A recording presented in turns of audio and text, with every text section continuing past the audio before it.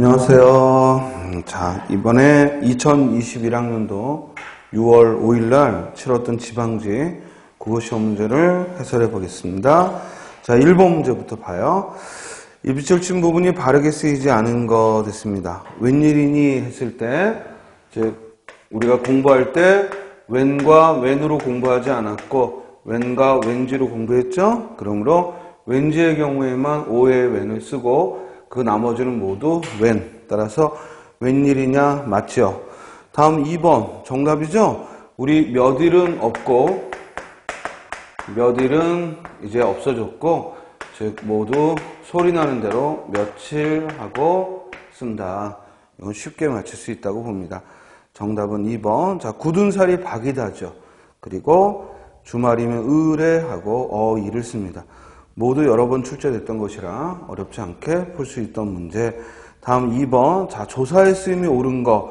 자, 여러분들이 로소와 로서의 구별을 할 때 우리가 부사격 조사죠. 둘 다 부사격 조사 로소와 로서인데 이때 로서는 자격이라고 그랬어요. 어떤 자격을 의미할 때 쓰고 그 이외에는 수단이나 방법, 도구 모두 로서를 쓰죠. 따라서 1번에 언니는 아버지의 딸로서 이때에는 딸이라는 자격으로 이런 의미니까 로서로 바꿔야죠. 또한 2번 서로의 갈등을 대화로 풀 수 있을까? 대화로, 즉 대화를 방법으로, 수단으로, 즉 서로의 갈등을 풀 수 있는가? 라고 말한 거니까 대화로 써라고 써야죠. 그런데 드디어 오늘로 이 일을 그 일을 끝내고 말았다. 이럴 때 로서를 써서 즉 이때 오늘로써 하고 로서를 씁니다. 또한 밑에도 시험을 치르는 게 로서는 자격에만 쓴다고 했으니까 그 외에는 모두 로서 이렇게 기억하면 쉽죠? 이로써 세 번째가 됩니다. 하고 틀렸죠. 따라서 정답은 3번. 사실 이 로서는 여러 차례 나왔던 거라 역시 이 조사의 쓰임을 묻는 2번 문제도 어렵지 않게 풀 수 있는 문제였습니다. 자, 3번에 자, 이 문제가 올해 시험에 가장 이제 문제가 되는데 답이 없어요. 반나절의 뜻은 하루낮의 반 맞습니다. 그래서 원래 하루낮의 반은 한나절이고 그 한나절의 반이 반나절인데 그래서 이 반나절 하면 4분의 1을 말해요. 낮에. 그런데 표준 국어 대사전에서는 이 하루낮의 반이라는 의미로 반나절을 쓸 수 있다라고 즉 뜻풀이에 나와 있기 때문에 이는 다른 국어사전도 아니고 표준 국어사전에 제시된 것이기 때문에 1번도 틀리다고 할 수 없습니다. 따라서 3번은 정답 없음이 될 확률이 높습니다.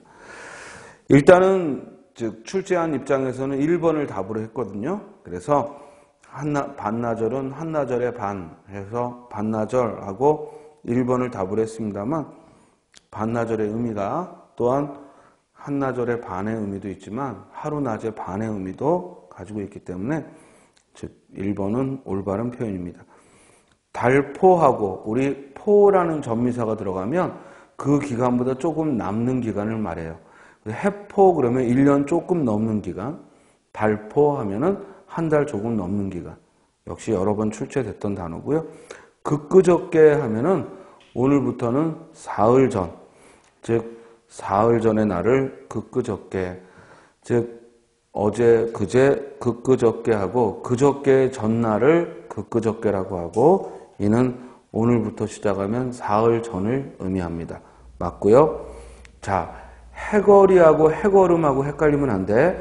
해거름은 해가 지는 쪽, 서쪽에서 해가 질 때를 해거름이라고 하고 해거리 하면은 우리 한 달을 걸러 간격이 일어나면 달거리, 마찬가지 한 해를 걸러 즉 일어나면은 해거리 이런 표현을 써요.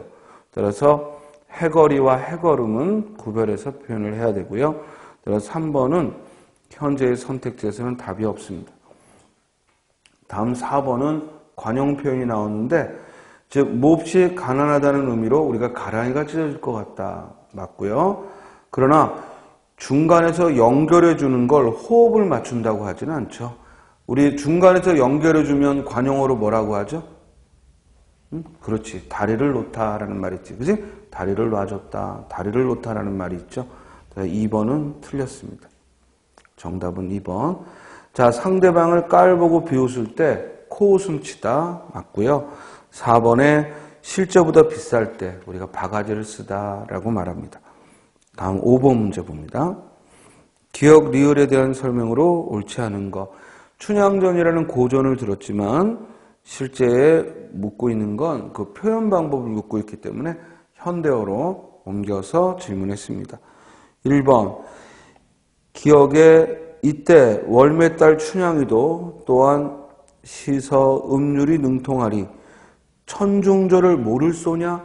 천중절을 잘 알 거다 이런 얘기고 이를 일부러 의문형으로 썼으니까 즉 실제 질문의 의도가 없이 의문형을 썼을 때 우리는 수사법상 뭐라고 한다?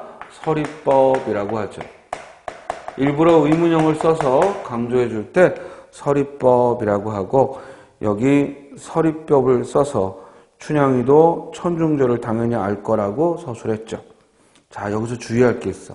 선택지에서 어떤 문장을 이렇게 표현할 때 앞에 말은 맞는데 뒤에 말이 잘못되어 있을 수도 있으니까. 그지? 서리법을 썼다는 것만 보고 판단하면 안 돼. 서리법을 썼다라는 것이 맞고 그리고 뒤에 이것이 춘향이도 춘향제를 잘 알고 있다는 걸 얘기한다라는 것도 맞고 그러니까 올바른 거죠. 그죠? 다음 2번. 니은의 본문을 보면 녹음방초 우거져 금잔디 좌르르 깔린 곳에 황금 같은 꾀꼬리는 쌍쌍이 날아든다. 황금 같은 꾀꼬리 했으니까 비유법, 직유법을 썼고 그리고 꾀꼬리가 날아드는 모습은 음양이 조화를 이루었다는 그래서 우리 고대가요 황조가에서도 유리왕이 자신의 고독을 표현하면서 꾀꼬리와 대비했던 표현이 있지. 헐헐 나는 저 꾀꼬리 암수서로 정답구나. 외로운 이내 몸은 누구와 함께 돌아갈꼬 라고 해서 이렇게 꾀꼬리를 음양의 조화를 상징하는 표현은 과거부터 이어져 오던 표현이죠. 맞고 그 뒤에 이것이 곧 아름다운 봄날의 풍경을 말했다. 맞죠.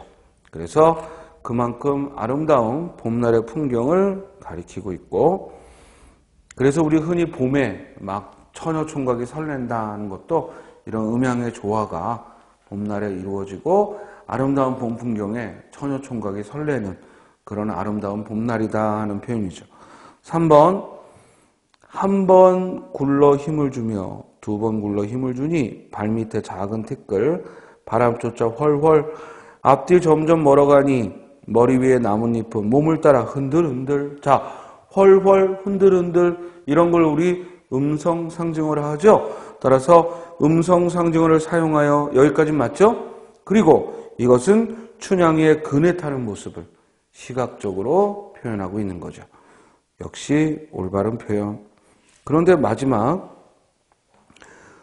그 형용은 여기서 그 형용이란 춘향의 모습은 즉 그네 타는 그 아름다운 춘향의 모습은 세상 인물이 아니로다 했으니까 마치 뭐야 실제 사람이 아닌 것처럼 아름답더라 이런 표현인데 이는 마치 서술자가 독자에게 직접 말을 건네는 형태로 그 형용은 세상 인물이 아니로다 하는 건 본문 안에 등장인물에게 이야기하는 게 아니라 글을 읽는 독자에게 말하고 있으므로 이와 같이 독자에게 말하는 방법을 편집자적 논평이라고 해요.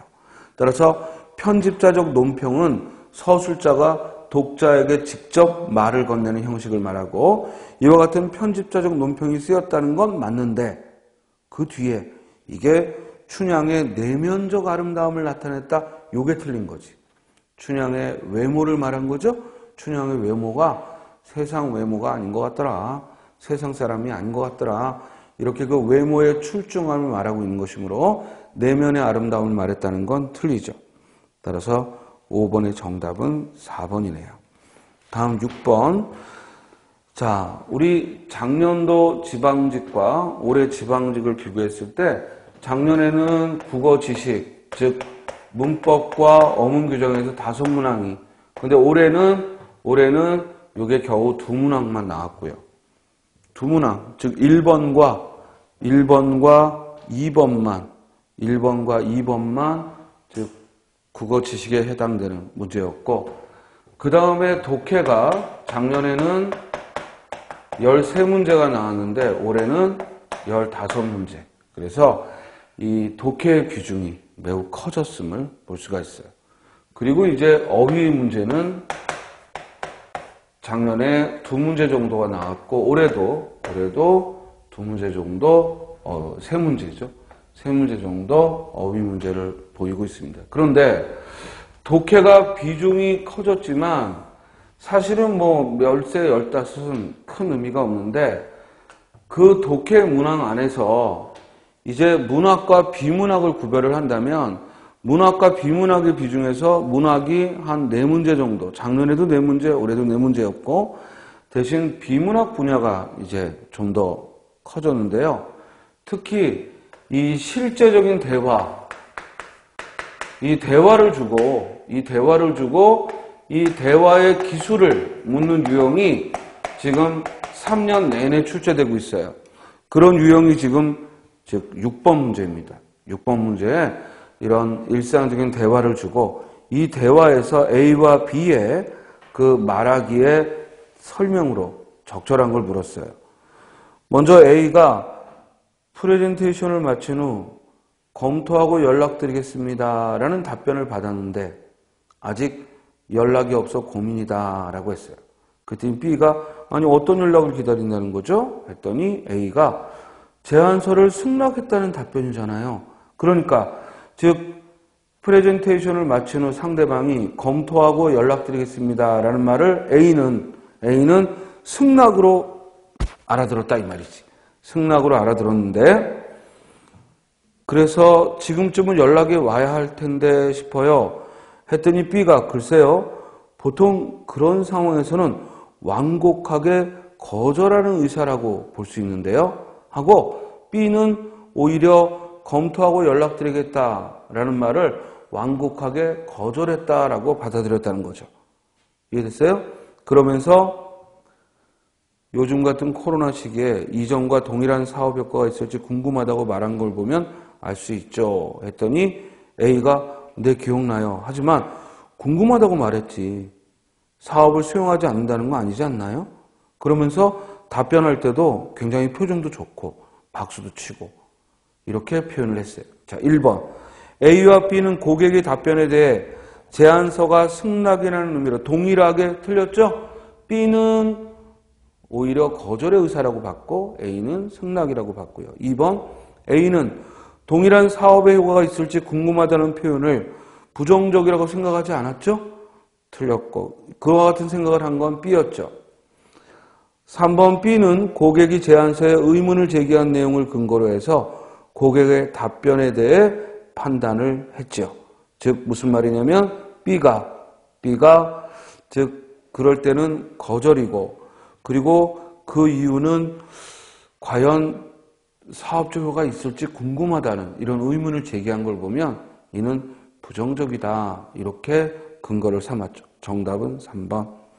그러나 4번 A는 비언어적 표현을 바탕으로 거절로 본 게 아니라 뭐야? 승낙으로 판단을 했죠. 다음 7번 문제를 봅니다. 강신재의 젊은 느티나무라는 소설이고 이미 여러 차례 나왔던 그런 소설이라 우리가 줄거리를 알고 풀 수가 있는데요.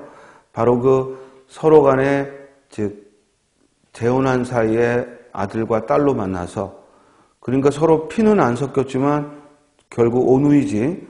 그런데 서로 좋아하게 되는.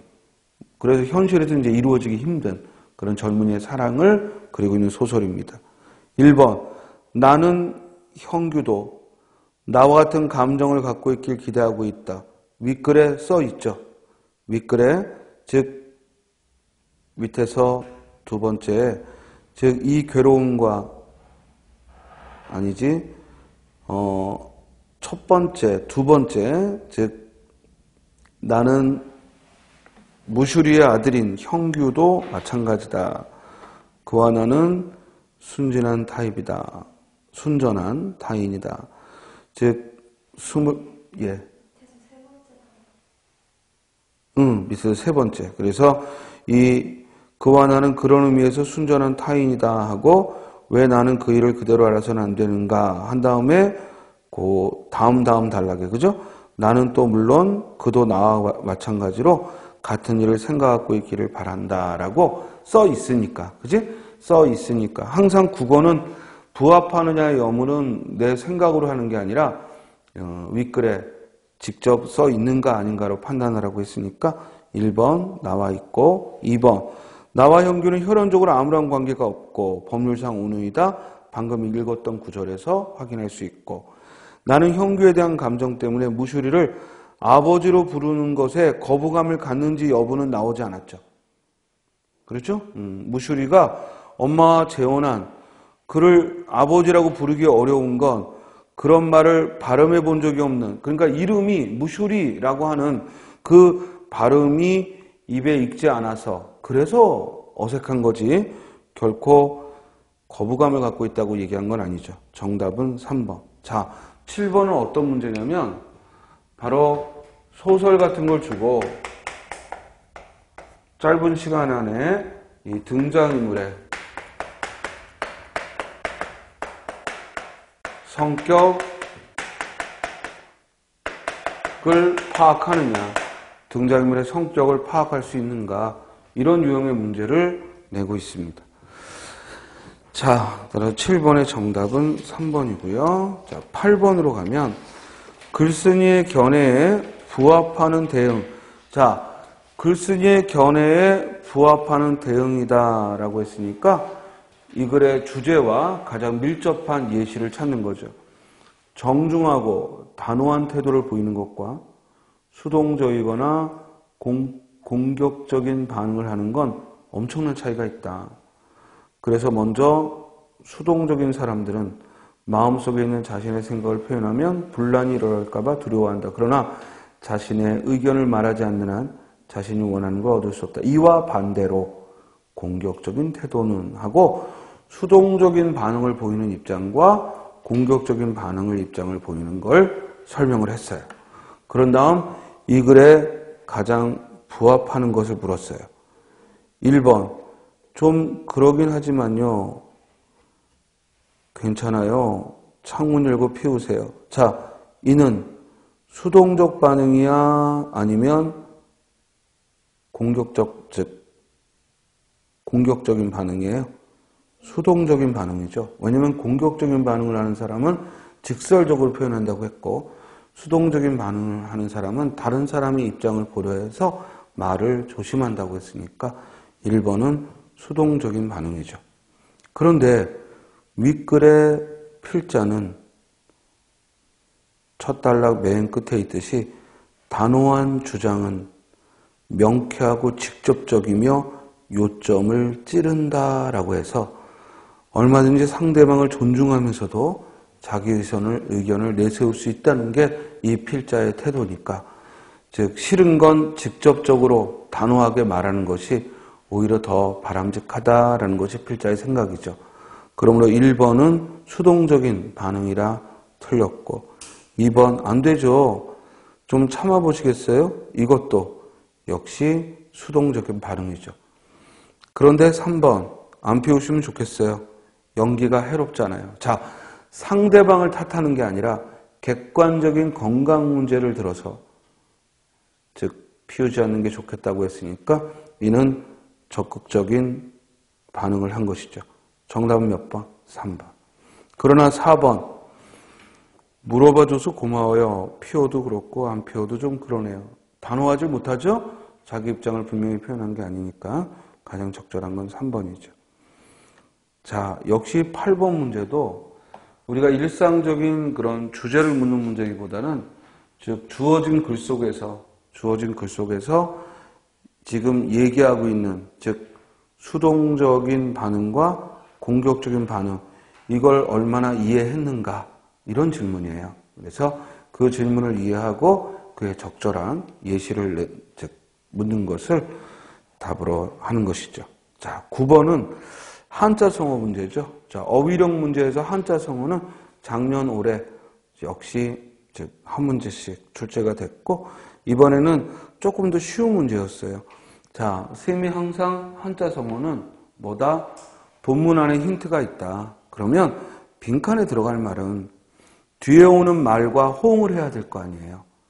그런데 뒤에 손주 때문에 눈물로 세월을 보내더니 이제는 성환이도 대학생이 되었으니 할매가 원풀이 한풀이를 다 했을 낀데 아프기는 우와 아프는고 옛말하고 살아야 하는데. 자, 앞에 빈칸에 들어갈 말은 손주 때문에 눈물로 지냈다는 거죠.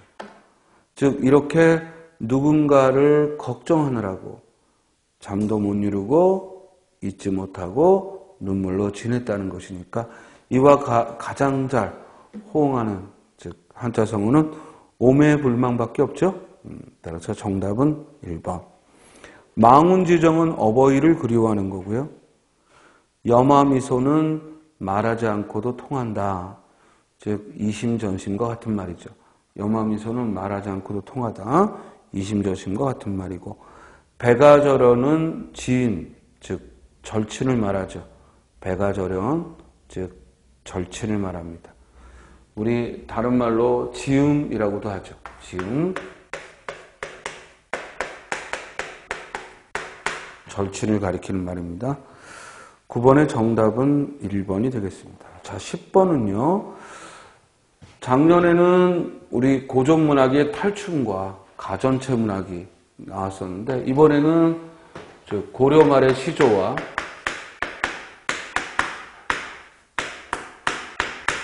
그리고 조선조의 현대시인 즉 조지훈의 봉황수라는 산문시죠. 산문시인 조지훈의 봉황수와 그리고 가는 이 고려 말의 임제의 500년 도읍지를 하는 노래죠. 먼저 1번 가에서 산청과 인거를 대비해서 인생의 무상함을 얘기했다. 자, 500년 도읍지란 곧 고려의 옛 성터죠. 즉 고려의 옛 성터를 필마로 돌아든다 하면은 즉 평범한 신분으로 필마로 돌아드니, 이제 조선왕조가 들어서면서 고려 말의 신하들은 말 그대로 일자를 잃었으니까 평범한 신분으로 돌아드니 산천은 의구하되 인거는 간데 없다. 여기서 산천은 자연을 말하죠. 즉 자연은 그대로인데 인재는 간 곳이 없구나 해서 인간의 유한함을 이 대꾸 대조의 방법을 써서 인간의 유한성을 나타내고 있습니다. 자, 마지막 종장의 어즈버 태평연월이 꿈이런가 하노라. 이때 어즈버 하는 건 이제 종장의 3543의 음수율을 맞추기 위해 석자, 즉 음수율을 맞추기 위해 어즈버 하는 감탄사를 넣고, 즉 태평연월이 즉 한바탕 고려의 그 500년 고려의 즉 역사가 한바탕의 꿈이런가 하노라 해서 고려 말에 대한 회한의 심정을 담았는데 무엇보다도 인생 무상의 정서를 드러냈죠. 1번 맞고, 자, 나의 벌레 먹은 두리기도 빛낡은 단청 풍경소리 날아간 추녀, 이건 모두 즉 이미 외침에 의해 낡아빠진 조선을 가리키는 거죠. 즉 퇴락해가는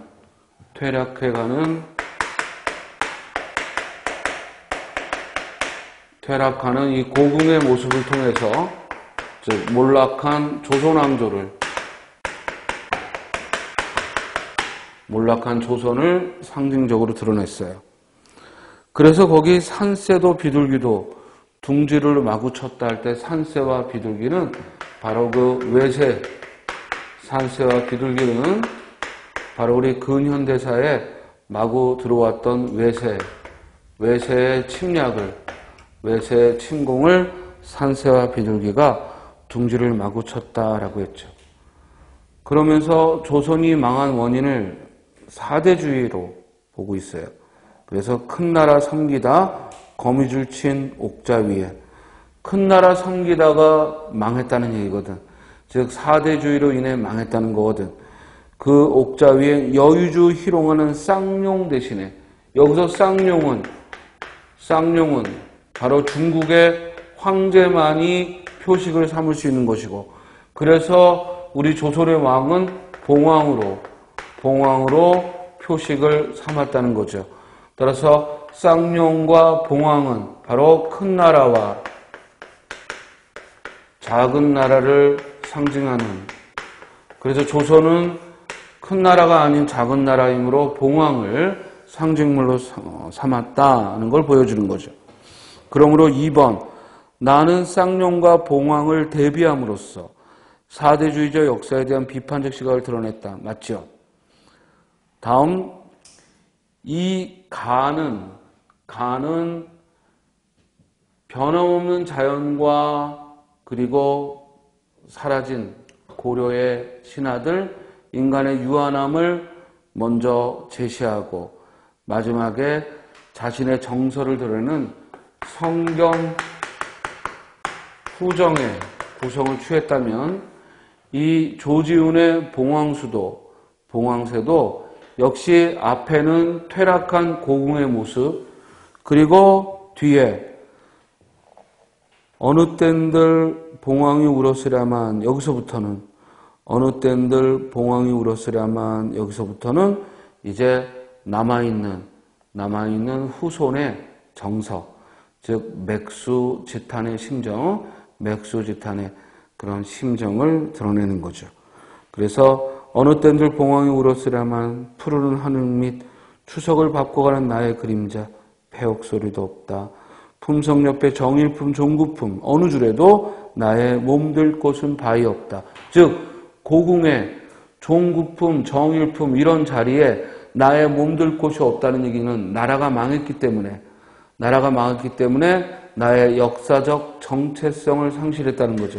나의 역사적 정체성을 상실했음을 표현하는 거죠.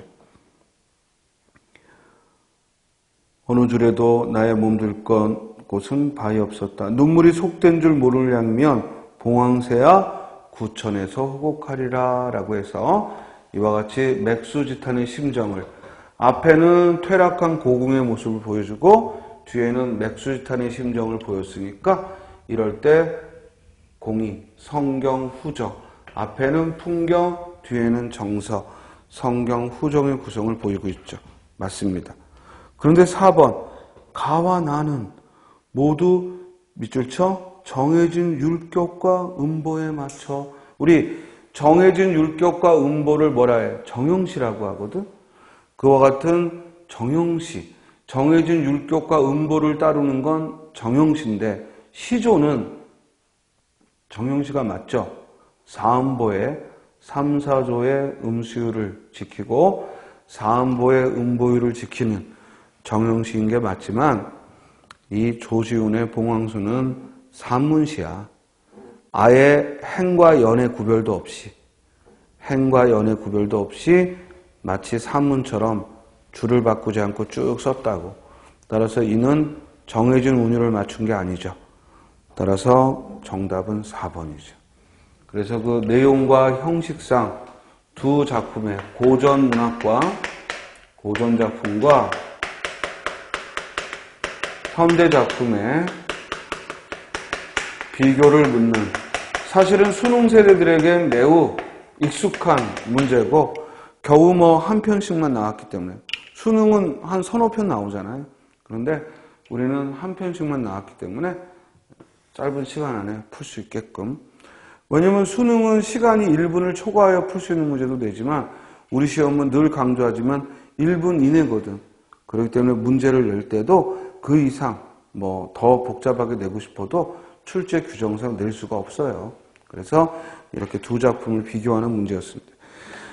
10번의 정답은 4번. 자, 11번. 다음 글의 내용과 부합하는 것은? 자, 이 글에서요. 미국의 어머니들이 아이들을 지적할 때와 일본의 어머니들이 아이들에게 조언을 할 때 차이점을 썼어요. 미국의 어머니들은, 즉 네 번째 줄, 사물의 속성 자체에 관심을 기울이도록 훈련받은 아이들은 스스로 독립적인 행동을 하도록 교육받는다라고 했고, 반면에 일본의 아이들은, 일본의 어머니들은 밑줄 쳐요. 대상의 감정에 특별히 신경을 써서 가르친다라고 했어요.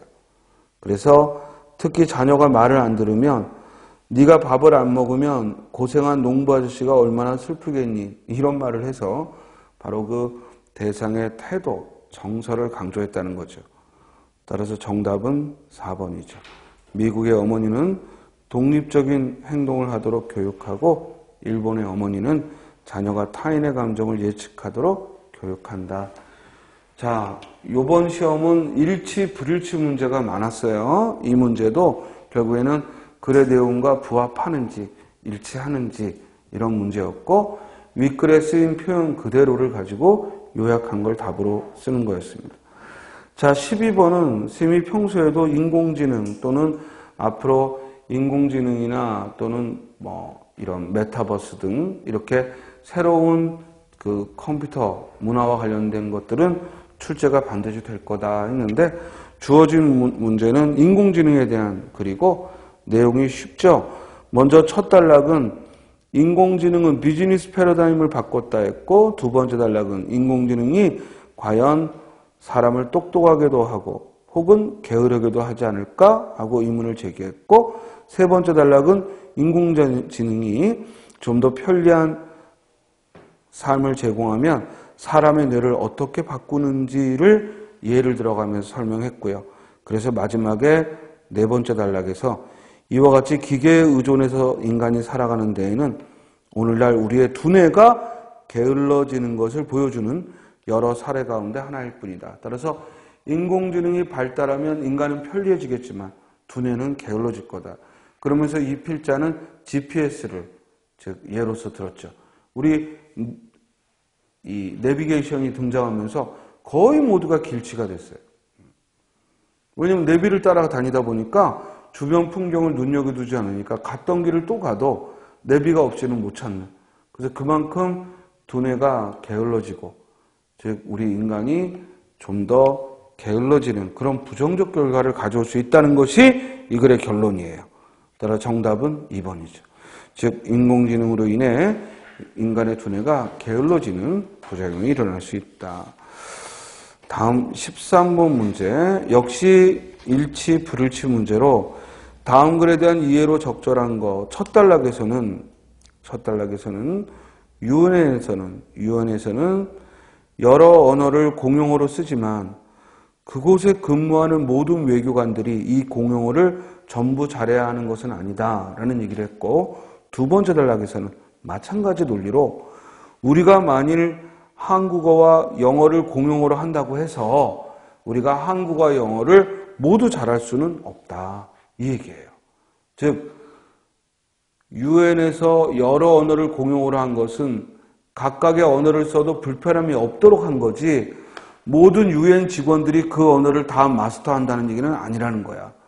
그렇기 때문에 한국에서 영어 공용어론자들이 말하는 것처럼 영어가 세계적인 언어니까 영어를 더 잘하게 하기 위해서는 영어를 한국어와 함께 공용어로 삼자는 것은, 즉 그 주장은 타당하지가 않다. 왜냐하면 영어를 잘하는 사람, 국어를 잘하는 사람, 이것이 더욱 굳어질 뿐이지 둘 다 모두 잘해야 하는 것은 공용어의 취지가 아니다. 이게 이 글의 요지죠. 그러므로 정답은 2번. 유럽연합은 복수의 공용어를 통해 공무상 편의를 도모한 거지 유엔 직원이라 해서 모든 언어를 다 마스터해야 되는 건 아니다 하는 얘기입니다. 정답은 2번. 14번. 역시 일치, 불일치 문제죠. 즉 다음 글의 내용과 부합하지 않는 것은 이번에는 굉장히 시사적인 악플러에 대한 지문을 줬고요. 그래서 첫 단락에서는 왜 악플러들이 끊이지 않는가? 그건 악플을 다는 사람들의 자기 효능감 때문. 그러니까 우리말로 쉽게 더 바꾸면 자기 존재감을 그런 악플을 통해서 드러낸다는 거예요. 그래서 오히려 붙잡아 놓으면 악플러들이, 그렇게 거친 말을 했던 악플러들이 오히려 실제로는 얌전하고 소극적인 인물이 많죠. 왜냐하면 일상에서 자기 존재감을 드러내기 힘드니까, 자기 효능감을 드러내기 어려우니까 인터넷상의 댓글을 통해서 악플을 달아서 효능감을 드러낸다는 것이 이 글의 요지야. 우리가 이 분석에 찬성하든 안 하든 그건 중요하지 않은 거야. 이 글에서 그렇게 악플러를 규정하고 있는 거지. 1번, 악플러는 자신의 말에 타인이 동요하는 것을 보며 효능감을 느낀다. 첫 단락에 있고. 2번, 개인주의자는 악플에 무반응함으로써 악플러를 자괴감에 빠지게 할 수 있다. 바로 세 번째 단락 첫 줄에 개인주의는 여러 속성을 지니고 있지만 자신의 존재 가치를 스스로 여긴다는 긍정적 측면이 있다.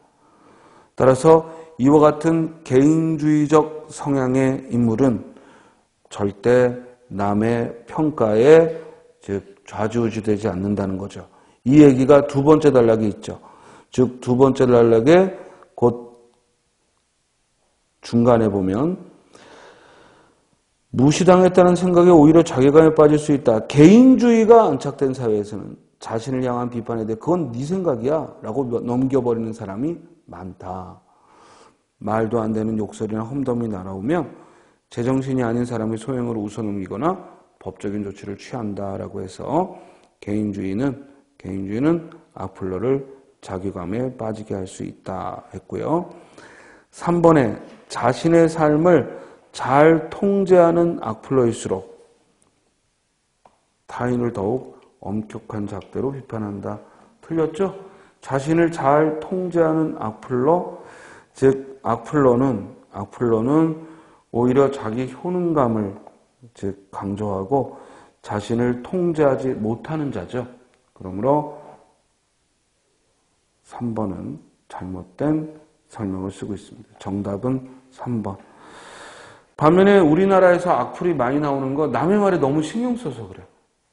사실은 댓글 안 보면 되고, 그리고 봐도 뭐 미친놈 이러고 넘어가면 되는데 우리가 거기에 너무 반응하니까 악플러들이 더 신나서 뛰어드는 경향이 있다.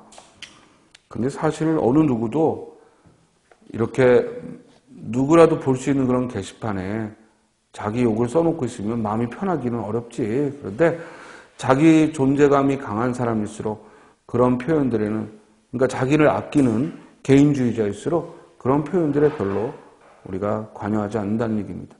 우리 그런 사람을 소위 멘탈이 강하다고 하지. 그지? 자, 15번은요. 기문에 수박에서라는 수필을 주고 밑줄 준 부분이 지시하는 대상이 다른 거 됐는데 이게 조금 함정을 갖고 있는 건 기역, 니은, 디귿, 리을이 다 수박이야. 그지? 읽어보면 다 수박인데 그래서 수박이 아닌 나머지를 찾으러 가면 답이 없지. 다 수박이야. 그런데 기역에 구형이다는 이것만 수박의 겉모습을 얘기했고, 그죠? 수박의 겉모습을 가리킨 것이고, 나머지 니은, 디귿, 리을은 모두 수박을 쪼개놨을 때 수박의 속을, 그 속을 이야기하고 있는 것이니까 그 대상이 나머지와 다른 건 1번이죠. 다음 16번. 자, 선생님이 접속어 문제 어떻게 하자고 그랬어? 무조건 1번 넣어보자고 그랬어. 1번 넣어봐서 이상하면 나머지로 가라고. 정철, 윤선도, 황진이, 이왕, 이조년, 그리고 무명씨. 우리말로 시조나 가사를 썼던 이들이다. 황진이는 말할 것도 없고 무명씨도 대부분 양반이 아니었겠지만 정철, 윤선도, 이왕은 양반 중에 양반이었다. 그런데 그들이 우리말로 작품을 썼던 걸 보면 양반들도 한글 쓰는 걸 즐겨했다는 걸 부정할 수는 없다. 어울리죠? 왜? 가의 앞까지는 우리말로 시조나 가사를 썼던 사람들을 들어준 거야. 근데 거기에는 양반도 포함되었다라는 얘기인데, 이제 뒤에서는 중심 내용이 뭐냐면 한글로 작품을 썼던 사람들이 중심이 아니라 이번에는 양반들이 한글을 즐겨 썼다는 걸 부정할 수 없다라고, 그 중심되는 말의 화제가 약간 바뀌어 있으니까 그런데라는 말이 적절하겠지. 그리고는 새로운 사실을 말해줘야 되는데 새로운 사실이 들어간 건 아니죠. 그 다음, 게다가 허균이나 김만중은 한글로 소설까지 쓰지 않았던가? 적절하네요. 게다가는 거기에다가 해서 주로 첨언할 때 쓰는 접속어죠. 앞에 내용에 첨언할 때 주로 쓰는 접속어고요. 그렇지만 이들이 특별한 취향을 가진 소수의 양반이었다면 이야기는 달라진다. 우리말로 된 작품을 만들겠다는 생각을 가진 특별한 양반들을 제외하고 대다수 양반들은 한문을 썼기 때문에 한글을 모를 수도 있기 때문이다. 그러나 한 가지 분명한 것은 이황과 윤손도도 한글로 작품을 쓰지 않았을 것이라는 것이다. 해서 정답은 1번이죠. 우리가 접속어 문제 나올 때 항상 뭘 넣을까라고, 그리고, 그런데, 그러므로, 그래서 해서 뭘 넣을까라고 고민하지 말고 선택지에 1번에 나와 있는 걸 먼저 넣어서 맞는지 아닌지 이렇게 출발하라고. 우리말이기 때문에 직접 접속어를 넣어보면 여러분들이 설명은 못하더라도 감으로라도 이게 매끄러운데 매끄럽지 않은데 하는 판단을 할 수 있습니다. 따라 정답은 1번. 자, 17번 고쳐쓰기 문제인데요. 1번에 보건소가 있었다라는 건 현재라는 시제와 어울리지 않으므로 있다라고 고친다. 맞고, 지양은 목표를 향해 버리는 거고 지향은 목표를 향해 나아가는 거니까 여기서는 누구나 행복한 무슨 시라는 건 지향해야 하는 요소이므로 지향을 지향으로 바꾼다. 맞고요. 또 다에서 지난달 수해로 인한 준비기간, 수해로 인한 하는 관형절로 쓰면 준비기간을 꾸미게 돼서 어색하니까 수해로 인하여 하고 이유를 말하는 것이 즉 더 적절함으로 잘 고쳤죠. 그런데 공과금을 금융기관에 내는 건 납부하는 거고, 그 금융기관의 종사자가 우리가 낸 공과금을 받으면 수납한다고 하죠. 그러므로 수납으로 고칠 게 아니라 그대로 두는 게 낫죠. 우리가 납부하는 거고 공무원이 수납하는 거지. 이해됐어요? 따라서 17번의 정답은 4번이죠. 자, 18번은 희곡을 줬어요. 이강백의 느낌, 극락 같은 하고 희곡을 줬는데, 앞서 강신재의 소설, 또 김훈의 에세이, 그리고 고전 시조와 현대 조지훈의 봉황수, 모두 문학 그 자체의 질문을 묻고 있는 건 이 시조와 봉황수를 비교했을 때 이때 밖에 없고, 이 소설을 들어서나 또는 수필을 들어서나 지금 희곡을 들어서나 모두 실제 문학 이론과는 상관없이 주어진 지문 안에서의 글의 이해를 물었어요. 특히 이렇게 희곡은 대화로 이루어졌기 때문에 등장인물의 대화를 보고 그 인물의 성격이나 그 말의 의미를 찾는 거죠. 이때 잘못 이해한 것 1번, 이 글은 지금 불상 제작에 대해서 서연과 동연이 서로 의견이 다른 거죠. 서연은 즉 부처의 형상보다는 그 부처가 갖는 불심, 그 내용을 중시하고, 반면에 동연은 즉 그보다는 그 형식, 즉 불상의 형식에 더 관심을 갖죠. 이건 예술을 대하는 두 가지 태도를 이 사람들이 대변하는 거예요.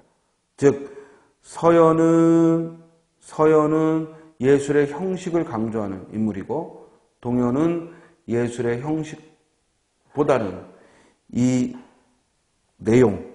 내용을 강조하는 인물이다. 이렇게, 아니, 거꾸로 말했구나. 서연이 즉 내용을 강조하는 인물이고, 동연이 형식을 강조하는 인물이다. 이런 얘기죠. 따라서 1번, 불상 제작에 대한 동연과 서연의 입장은 다르고, 서연은 내용을 중시하는 입장이니까 형상을 의심하는 인물이죠. 맞고. 근데 동연은 형상을 강조하기보다는 내용을 강조하는 입장이니까 3번이 틀렸네요. 그리고 4번, 동연과 서연의 대화는 예술에 있어서의 형식과 내용의 논쟁을 연상시키고 있습니다. 처음 나온 글이지만 어렵지 않게 파악할 수 있는 문제였습니다. 자, 19번. 글의 통일성이 뭐예요? 통일성이란 하나의 글에는 하나의 주제가 있어야 한다. 이게 통일성이야. 그래서 글의 통일성을 고려할 때 가에 들어갈 이유는, 자, 이 글에서 뭘 설명하고 있냐면 우리나라의 온돌의, 즉 방이 더워지는 현상과 서양의 벽난로에서 데피는 현상을, 그 차이를 얘기했는데, 그러면서 대류현상이라는 표현을 썼어요. 대류현상이란 뭐야? 바닥에 위든 바닥과 가까운 데에는 차가운 공기가, 그리고 뜨거운 공기는 위로 올라가고, 그래서 뜨거운 공기가 위로 올라갔다가 식으면 다시 온돌에 의해 데펴져서 아래로 내려왔던 공기가 다시 또 위로 올라간다는 거지. 이걸 대류현상이라고 얘기를 하니까 그 이후에는 4번을 쓰면 되죠. 즉 상체와 위쪽의 따뜻한 공기가 차가운 바닥으로 내려오지 않기 때문이다. 왜냐하면 공기는 더운 데서 기온이 떨어지면 아래로 내려와야 되는데 이 벽난로는 항상 위에 공기가 더우니까 아래로 내려올 일이 없다는 거지. 근데 우리 온돌은 아래에서 뜨겁게 열을 올리니까 차가웠던 공기가 내려왔다가 데펴져서 위로 올라가고 다시 온도가 내려가면 아래로 내려오고, 그래서 방 안 전체가 더워지는 걸 즉 작용을 하는 것이고, 따라서 19번의 정답은 4번이죠. 대류현상이라는, 오랜만에 과학지문을, 과학지문이라고 말하기는 좀 그런데 오랜만에 과학현상을 소재로 삼은, 그래서 이게요 시험장 밖에서 볼 때는 별거 아닌 것 같지만 시험장 안에서 이걸 그 시간 내에 이해하려고 들면 조금 실수할 수 있는 그런 유형의 문제입니다. 대류현상에 대한 이해를 물었고요. 자, 20번은요, 포도주. 요새 사람들이 이 와인, 포도주에 대한 관심이 많다 보니까 이를 지문으로 했는데, 이 글에서 추론할 수 있는 건, 자, 주의할 거. 추론하라고 해서 우리가 추리하는 거 아니라고 했어. 그지? 추론하라고 했다고 하더라도 결국 글 속에 내용이 있다고 그랬어. 먼저 첫 단락은 포도주를 소개하면서 포도주는 유럽의 술이며 음료수다. 그러면서 그 단락 끝에 즉 일상적으로 마시는 식사용 포도주와 그리고 여기엔 저렴한 포도주가 쓰이고 또 술이 약한 사람들은 이 저렴한 포도주에 물을 섞어 마시기도 한다라는 얘기를 했고요. 두 번째 단락은 포도주의 생산이 다른 지역으로 확장시키려는 노력이 있었다는 얘기고, 그리고 세 번째 단락에서는 적정한 기온이 포도주 생산이나 질을 결정하는 중요한 요인이라고 했죠.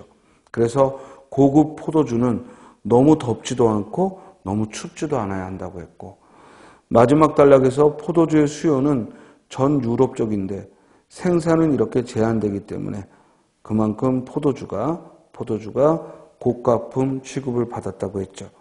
그런데 한 가지 기억해야 할 점은 이렇게 수출되는 고급 포도주는 오래된 포도주가 아니라 바로 그 해에 만든 술이라는 점이다.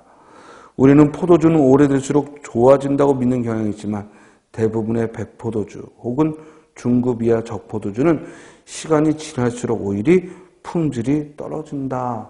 그래서 즉 시간이 흐를수록 품질이 개선되는 건 고급 적포도주에만 해당이 되고, 그것도 병에 담아서 코르크 마개를 끼워 보관한 이후의 일이다라고 적시했어요.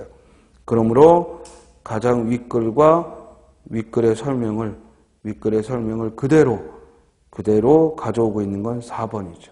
즉 병에 담겨 코르크 마개를 끼운 고급 백포도주는 즉 보관기간에 비해 품질이 개선되진 않을 것이다 라고 했습니다. 따라서 즉 일부 고급 적포도주에만 즉 코르크를 씌워서 오래 보관하고 백포도주는 관계가 없을 거다. 맞는 설명이죠. 이해됐어요? 왜냐면 마지막 문장에 고급 적포도주에 한정된다고 했기 때문이죠. 그래서 20번의 정답은 4번입니다.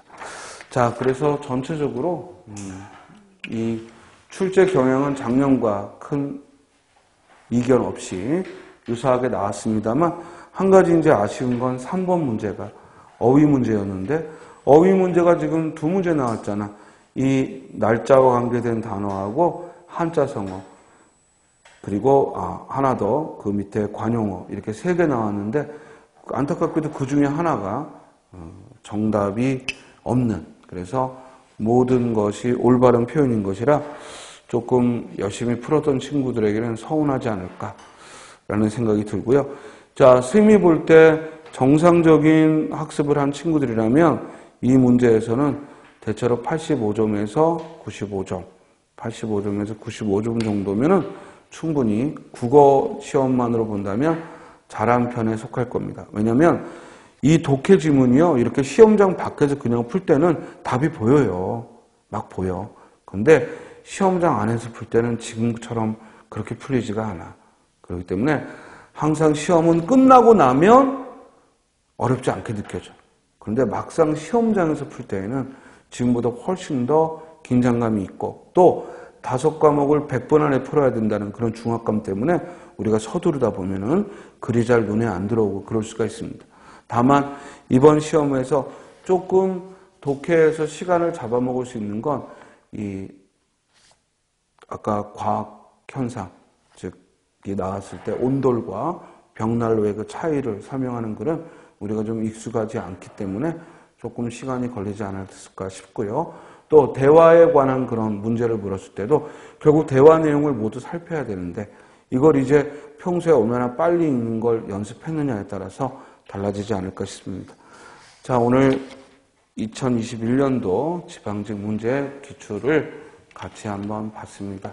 여러분들 앞으로 공부할 때 조금 더 참고하시고 그리고 독해를 할 때 좀 더 시간을 줄이는 그런 방법에 신경을 쓰면서 꾸준히 커리큘럼에 따라 학습하면 국어의 경우에는 무난하게 시험 볼 수 있고요. 절대로 막 이것저것 수험서 많이 갖추려고 하지 말고 있는 거 가지고 조금씩 우리 시험에 적응하는 시간을 갖기 바랍니다. 예, 수고하셨습니다. 예.